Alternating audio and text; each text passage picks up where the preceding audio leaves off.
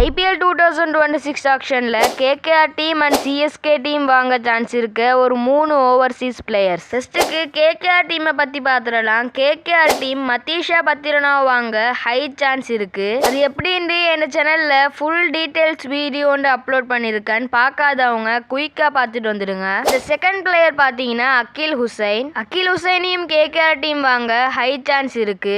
And அது மட்டும் இல்லாமல் இவர் ஒரு வெஸ்ட் இண்டீஸ் பிளேயர். அதனால கேகேஆர் டீம் இவர் ஆக்ஷன்ல வாங்க கண்டிப்பா ட்ரை பண்ணுவாங்க.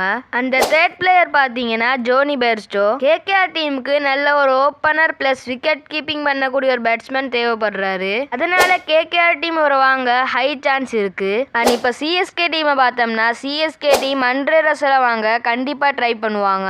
அண்ட் அது ஏன் எதுக்குன்னு நான் சொல்ல தேவையில்லைன்னு நினைக்கிறேன், உங்களுக்கே தெரியும். அந்த செகண்ட் பிளேயர் பாத்தீங்கன்னா அகில் ஹுசைனை சிஎஸ்கேயும் வாங்க ஹை சான்ஸ் இருக்கு.